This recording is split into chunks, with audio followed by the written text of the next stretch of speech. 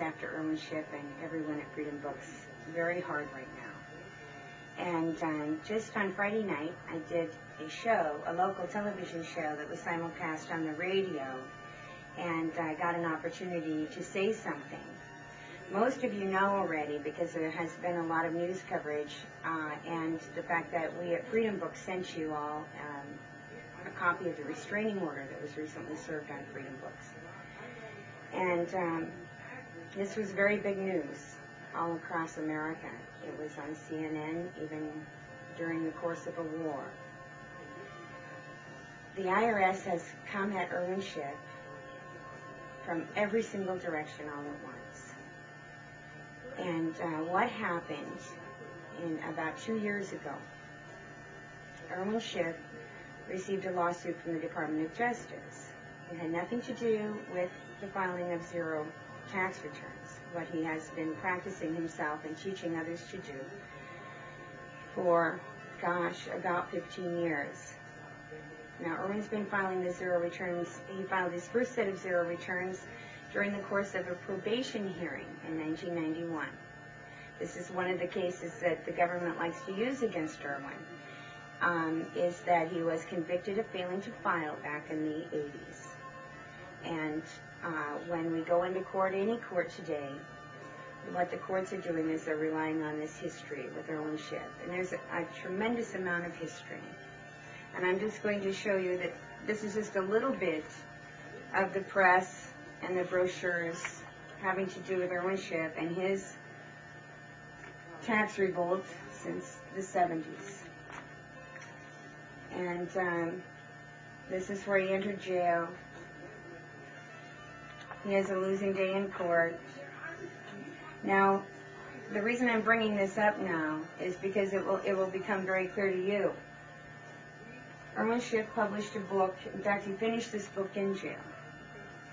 And when he finished the book in jail, he was talking about the trial that just landed him in jail.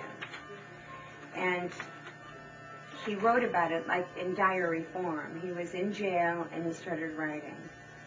And he tells you that Judge Dorsey violated him anyway, even after Irwin had filed 3 zero returns for the 3 years at issue, which were supposedly a condition of his probation. In order for him to stay out of jail, he had to file returns. So he filed 3 zero returns with 9-page attachments. And these were the first zero returns that Irwin Schiff ever filed.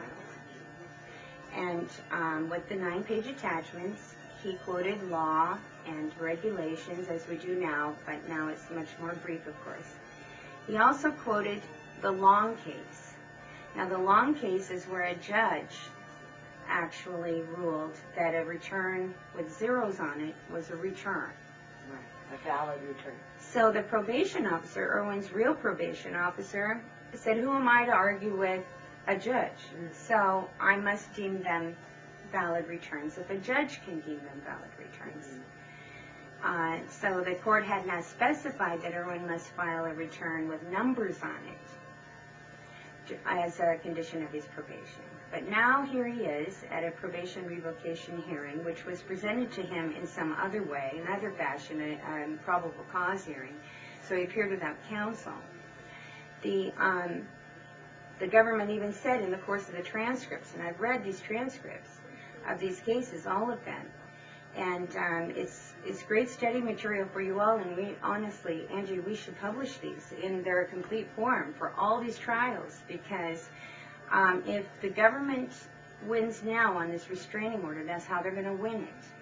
They're going to win it based upon his previous trials and case law set in the name of Irwin Schiff. So we're talking to you and we're coming to you, and we want to give you just a little bit of history for those of you who don't know, but it's all in the book.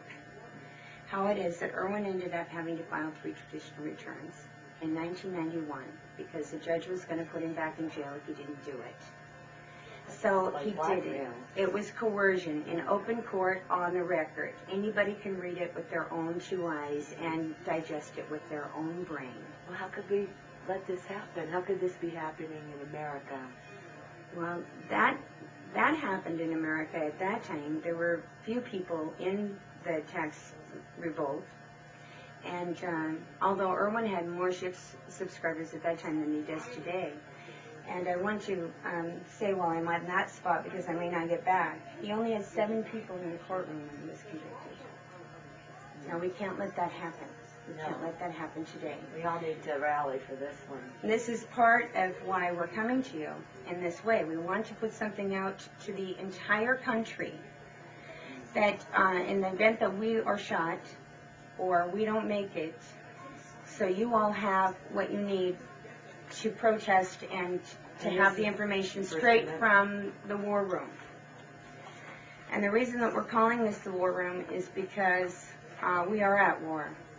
When in 2001, the phony assessments that came from the 3 traditional returns that were coerced during the course of the probation violation hearing, which was supposed to be a probable cause hearing, you can see how twisted it gets so quickly when they have all of the control and they have all the power. And so here he is, and he's trying to stay out of jail. So he tells the judge, I'll file returns with numbers on them, but Judge, I don't have the numbers. If the government wants to supply the numbers, I'll sign the returns. That's what happened. He did it. The judge violated him anyway, put him back in jail. And that's the part that he finished in the book. So today, based upon the fact that when they had to move, 10 years had lapsed at 2001. So the government had to come in, the Department of Justice, and they had to prosecute this case and reduce the $2.5 million phony coerced assessment to judgment. Well, during the course of this trial now, Irwin files a $59 million counterclaim, incorporating the RICO statutes, towing them, making his record, putting the whole thing on the line. This is what really happened. That's an amazing memorandum. You should read that too. It's an amazing memorandum. Well, the government got the judge, of course, just to summarily dismiss Irwin Schiff's arguments on the $59 million counterclaim that he's attempting now to relitigate all of the trials past. Now, see, they really want to brand Irwin with these trials because this really makes him the bad guy, you know. And I heard the judge say just in the March 19th trial that we're going to be talking about now on the restraining order that Irwin Schiff lost. That's it. You don't get to make any comment on it. Mm-hmm. Kenny Youngblood lost when Noel Spade, and all of you can hear this trial on all the trials. We're going to get them right up on the internet so that you can listen to these as they come down. Now, the judge shouldn't be saying anything, and the U.S. attorney shouldn't be saying anything in there that they don't want to be public, because it is public. It is counting on you not to get the transcript, not to get the record. Right. And this is why we're thinking that they're probably going to have to shoot us. They're going to have to take us out. And all the more reason why you need to have this video. Yeah. So this is what we're going to do now. We're going to make a record of everything we're doing. And we're going to bring it to you as fast as we can. But we're buried with things to do. It's an onslaught of lawsuits. But the $2.5 million judgment case is what started all of this. The government had to move or let it go. Well, they couldn't let it go. And this is from when? This is from the 1991 returns that were coerced in the probation hearing that became 10 years old, and by the code, they were going to expire. Right. So in order for the government to continue grabbing all of Irwin's Social Security benefits and robbing his bank accounts through phony notices of levy like happened in the Bank of America, they had to get a court order now. Right. So they move for a court order. Now they see. Irwin picks up the phone and he says, Henry Darmstadler is one of the U.S. attorneys in Washington, D.C. And he said, did the government give you the 0 returns that I filed for those 3 years? And he said, there were other returns? And Irwin said, oh, yes. Might interest you to know. I will fax them over if you like. And that's where it all started. Then Henry knew. Irwin was very eager to get into court and to file a counter lawsuit.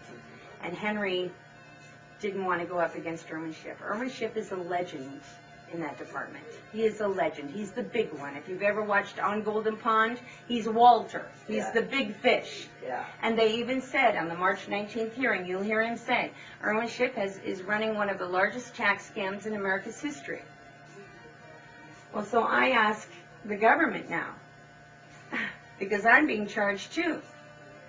And I'm asking the government, well then what took you so long? Yeah, and what scam is that? I'm not entitled to protection under the law. The state attorney general doesn't owe me anything. Mm-hmm. Sure.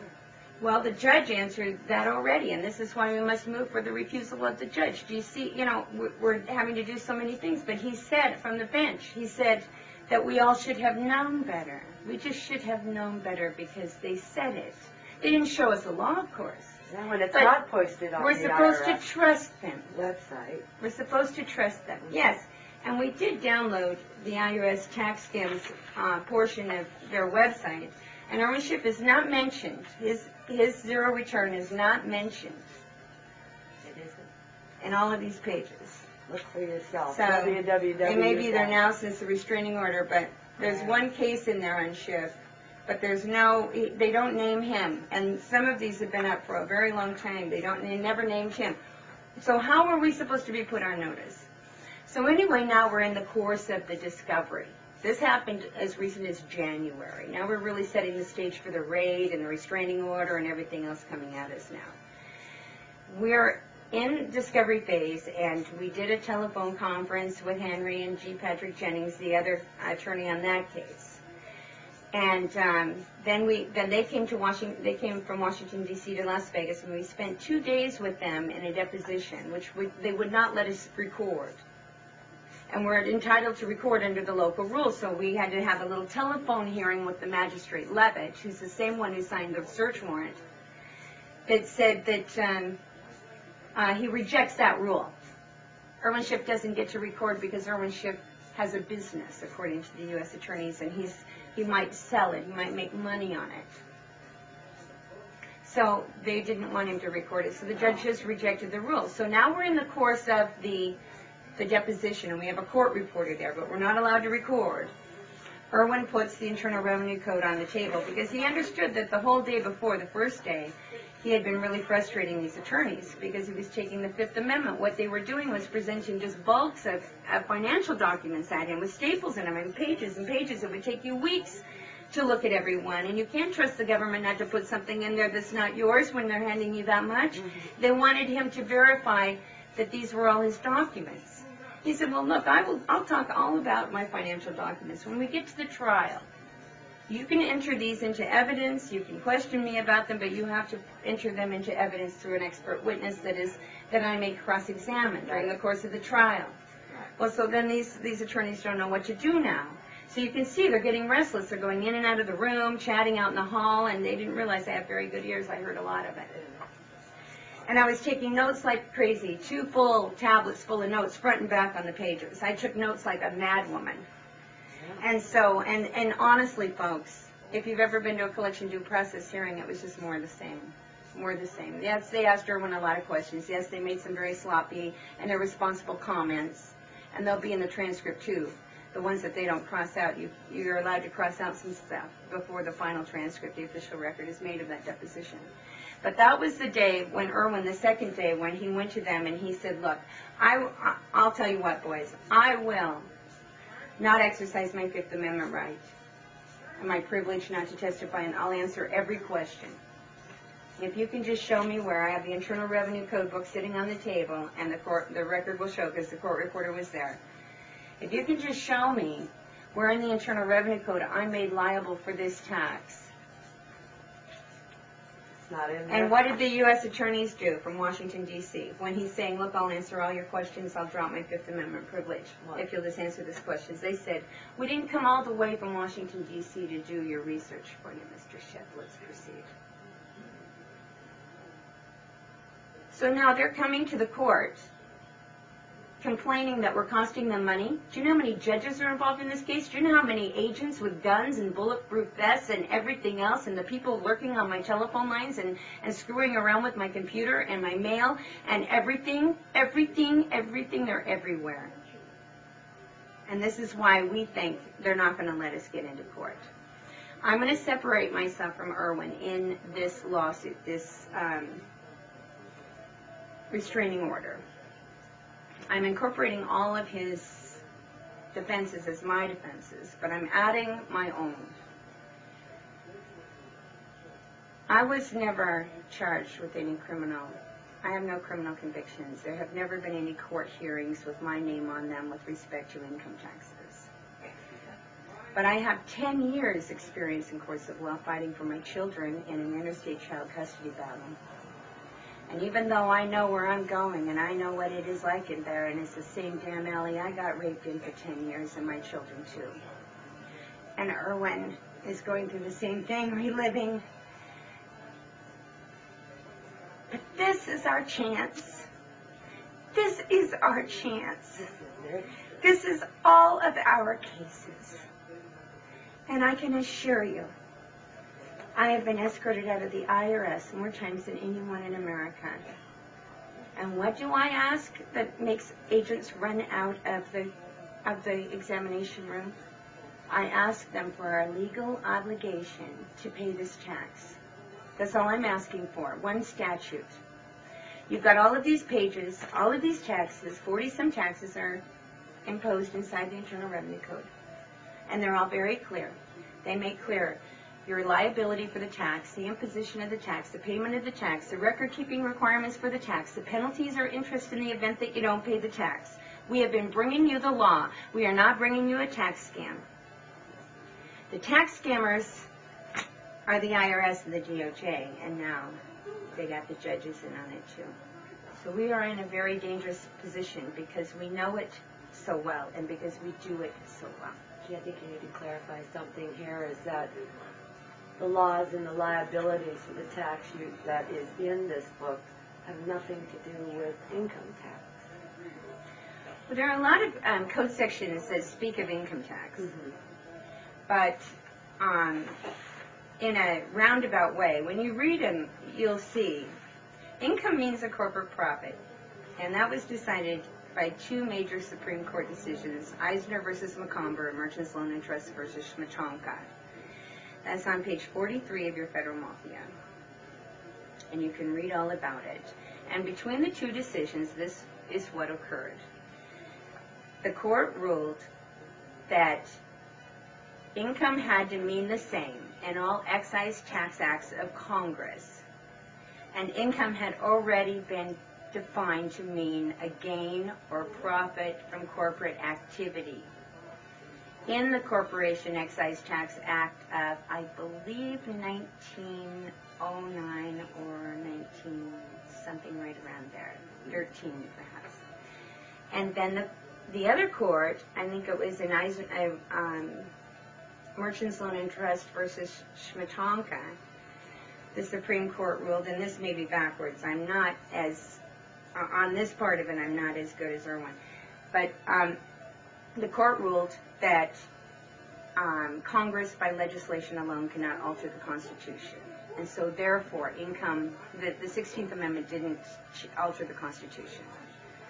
A direct tax on your wages, a direct tax to the government has to be apportioned among the several states. That's the constitutional method of taxation. They have to send you a bill or something, right? And they send the states a bill. And that's all in the Great Income Tax Hoax. The original act was correctly written when it was apportioned. Now, moving on, your Privacy Act notice in your 1040 booklet sends you to 3 code sections in the Internal Revenue Code, 6001, 6011, and 6012. Now, one of those code sections states that you are made liable for or required to pay the income taxes. Not one. They don't even talk about it.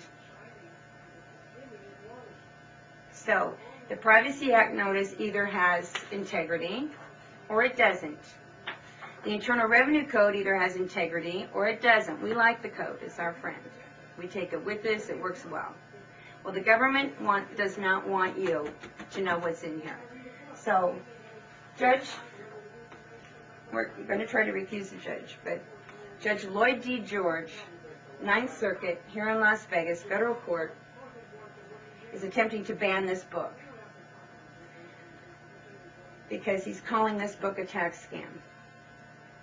There are instructions in this book on how to file a return and how to substantiate your return.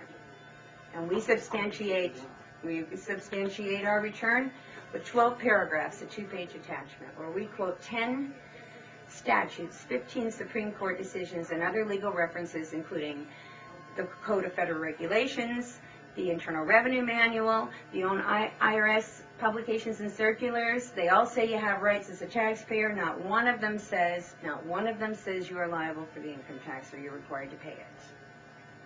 They write a lot of language that could be taken that way, and the fact that they spread a lot of fear and propaganda, so that's your incentive.